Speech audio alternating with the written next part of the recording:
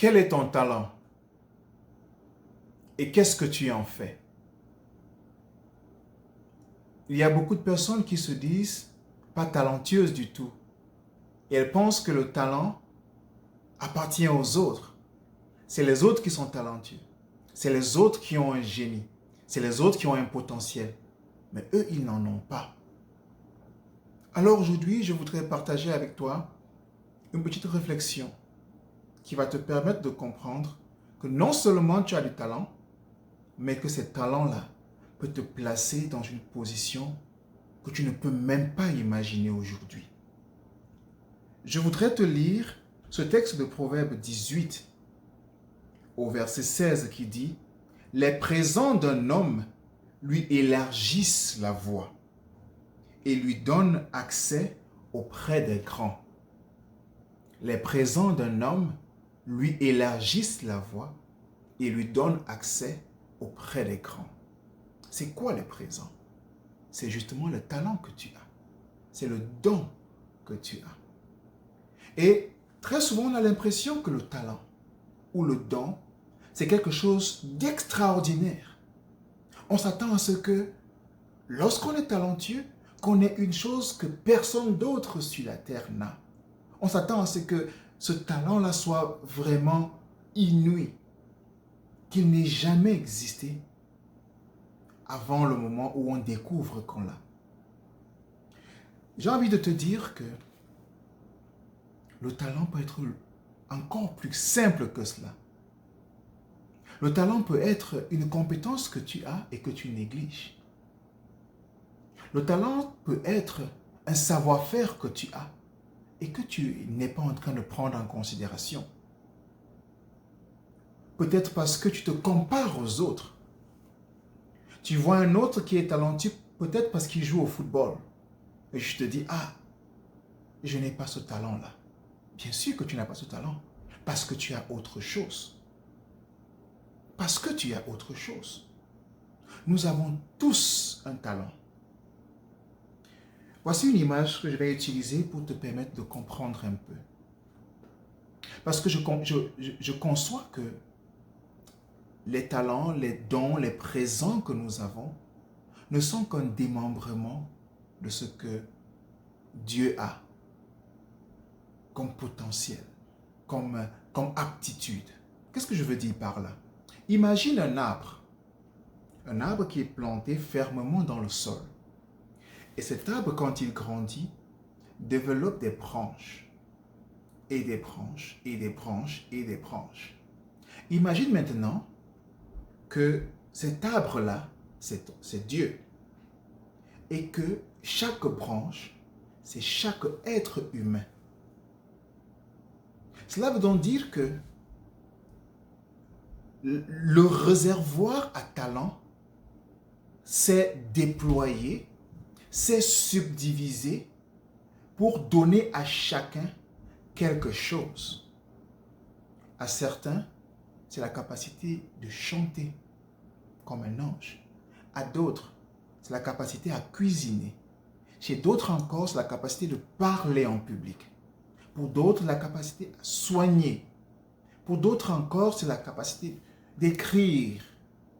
Chacun a reçu quelque chose. La Bible nous apprend que Dieu, on dit au commencement, Dieu créa. Et ça, c'est le premier verset du chapitre 1 du premier livre de la Bible, la Genèse. Au commencement, Dieu créa le ciel et la terre. Donc, ça veut dire que Dieu est un créateur. Il a cette capacité de créer. Il a ce don de créer. Et c'est ce don de créer qui se déverse, alors qui se divise. Et donc, chaque fruit, entre guillemets, de Dieu, donc chaque être humain, reçoit une partie de cette capacité à créer. Lorsque une dame, dans sa cuisine, est capable de faire un mets succulent, ça, c'est de la créativité. Et c'est un talent. tu vas avoir d'autres personnes qui, lorsqu'elles te nettoient une maison, ben, on a l'impression que personne n'a jamais habité dans la maison. D'autres personnes, lorsqu'elles vont te nettoyer même une voiture, on aura l'impression que la voiture sort tout droit de l'usine. Ce sont des talents. Mon intention ici aujourd'hui est simplement de te rappeler que ton talent n'a pas besoin d'être quelque chose d'extraordinaire. Il s'agit simplement de prendre cette petite chose que tu fais ou que tu aimes faire et tu développes. Parce que c'est aussi ça le problème que nous avons souvent. On a l'impression que pour être talentueux, il faut avoir une compétence qui vient déjà comme un diamant poli. Non. Le talent que nous avons est un diamant à l'état brut. Il restera à l'état brut et même parfois ignoré s'il n'est pas poli. Donc il faut réussir à détecter ce talent-là. Il faut réussir à le reconnaître. Et qu'est-ce qu'on fait parfois pour le reconnaître? On peut par exemple se fier au feedback que les gens nous donnent. Je me souviens, j'avais encore à peine 10, 11 ans, quand je chantais dans ma chorale, dans la paroisse, les gens me disaient, Patrick, tu as une très belle voix. Une autre dame, une fois, vient me dire, Patrick, tu es très éloquent. Parce qu'il m'arrivait de prendre la parole, peut-être pour lire un texte biblique, ou bien pendant qu'on donne la fête de récolte, je délivre un petit message et des choses comme ça. Okay? Donc, quand on prend la peine de prêter attention à ces feedbacks qu'on reçoit de notre entourage, on peut commencer à identifier quel est son talent. Je me souviens aussi une fois, dans l'entreprise dans laquelle je travaillais, quand je suis arrivé ici au Canada, je voulais passer un message et on avait un système de communication qui est un peu comme dans les aéroports. Okay? Tu veux passer un message et tu ne sais pas où exactement la personne à qui le message est destiné se trouve parce que c'est un grand building. Okay? Tu vas donc à l'interphone et puis tu passes le message. Tout le monde entend. Et quand j'ai terminé mon message, comme ça, un de mes collègues passe par là et dit « Oh, tu parles très bien. Tu as une très belle voix, tu parles très bien. » Et c'est comme ça que progressivement, j'ai commencé à comprendre, attention, ça veut dire qu'il y a quelque chose ici. Il y a un talent ici que je devrais développer. Okay? Donc, il y a sûrement le talent à l'état naturel, mais il va rester à l'état naturel. Sinon, si, un, on ne le détecte pas, et deux, on ne le travaille pas. Okay? Donc, demande-toi, quel est ton talent? Quel est ton talent? Peut-être, c'est simplement le fait du rangement. Peut-être que dans ton bureau où tu aimes que les choses soient bien rangées. Peut-être que c'est la capacité à écrire, à faire un beau texte, à préparer un business plan. Ok? Il y a tellement de choses, tellement de talents, tellement de compétences. Ce que j'ai envie de dire ici, en t'encourageant à regarder ton talent de plus près, c'est simplement de dire, ne t'attends pas à retrouver quelque chose d'extraordinaire. Parce que le petit talent que tu as reçu, la graine de sénévé que tu as, c'est à toi de l'entretenir pour que cette graine de sénévé devienne un grand arbre.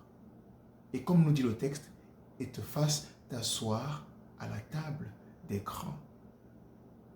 C'est ce talent-là, cette graine-là. Quand j'ai parlé de l'arbre tout à l'heure et des branches, des multiples branches de cet arbre-là, je peux aussi dire qu'autrement, il s'agit d'une graine qui est plantée en chacun de nous. Et la graine a ceci de particulier qu'en elle-même, elle a le potentiel de grandir. Il y a déjà dans la graine un mécanisme qui permet qu'elle puisse se développer, cette graine-là, et devenir un arbre. Et plus tard, offrir d'autres branches, et ainsi de suite. Mais seulement, pour que cette graine puisse se développer et devenir un arbre, il faut qu'elle soit mise en terre, qu'elle soit entretenue, qu'elle soit arrosée, et ainsi de suite. Ne simplifie pas la petite chose que tu fais. Peut-être que tu sais simplement prendre de belles photos. Donc, tout à l'heure, je disais, comment est-ce qu'on identifie son talent? Ok, j'ai dit, tu peux te fier au feedback que tu as reçu des uns et des autres.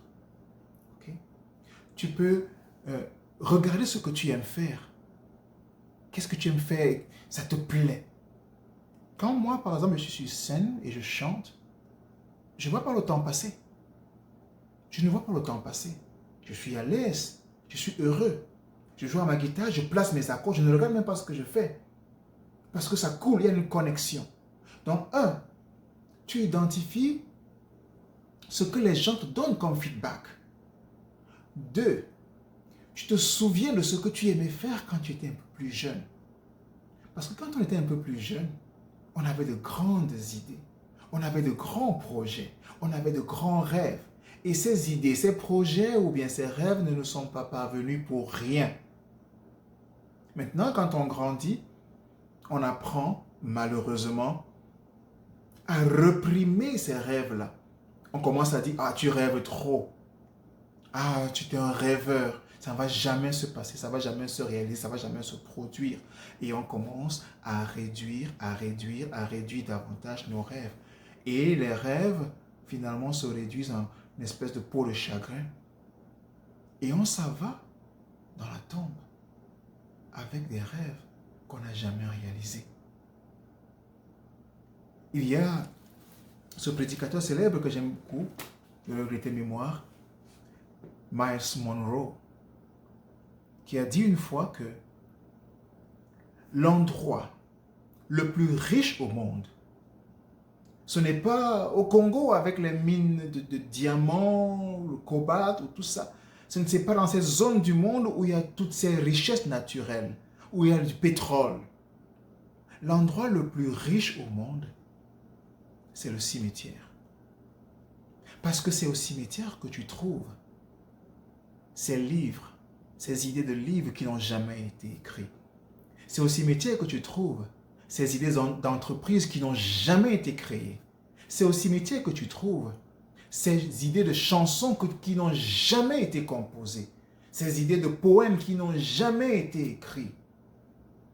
C'est au cimetière que tu trouves ces belles inventions qui n'ont jamais vu le jour. Alors, je crois fermement que ces idées ne nous arrivent pas pour rien.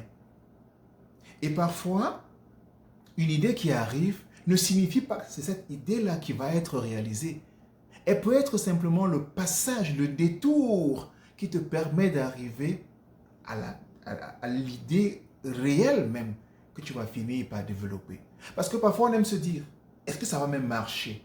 Non, tu n'as pas besoin de savoir si ça va marcher ou pas. Tu as simplement besoin de te dire, j'ai reçu une idée et je vais agir un pas à la fois. Alors laisse-moi te dire que tu as un talent. Et ce talent-là, comme dans la parabole des talents, ne l'enterre pas. Si tu as reçu un talent, ton rôle et ta mission, c'est de multiplier ce talent. C'est de faire que la graine que tu mets en terre devienne un arbre. Cet arbre qui à son tour va grandir, devenir un espace de repos pour les oiseaux. Offrir son ombre à ces voyageurs qui passent, qui sont fatigués, qui ont besoin de se reposer. Il y a en toi quelque chose de particulier. Ne simplifie pas ça. Ne dis pas, ah, c'est simplement cuisiner. Il y a des gens qui ont fait fortune juste en étant capables de cuisiner. Il y a des gens qui ont fait fortune juste en étant capables d'aligner 2 ou 3 ou 4 phrases. Il y a des gens qui ont fait fortune juste en étant capables de produire une mélodie. Alors ne simplifie pas ce que tu as. Tu as un talent. Et n'oublie pas, les présents d'un homme et d'une femme, bien sûr, lui élargissent les voies. Parce que quand tu as ce talent-là, quand tu réussis à identifier ton talent, peut-être parce que tu as revu les feedbacks que tu as reçus, tu t'es souvenu d'une chose que tu aimais faire quand tu étais plus jeune. Okay? Ou alors, il y a une chose que tu fais aujourd'hui et que tu fais sans voir le temps passer. Lorsque tu décides de cultiver cette graine-là, lorsque tu décides de donner à cette graine une opportunité de vivre, de devenir un grand arbre, ça élargit tes voies. Pourquoi? Parce que cultiver cette graine, c'est aussi te cultiver toi-même. Parce que pour que le talent devienne le talent que tout le monde va reconnaître, il faut que tu sois la personne qui mérite ce talent que tout le monde va reconnaître. Et parce que tout le monde reconnaît ton talent, par conséquent, tout le monde te reconnaît, toi.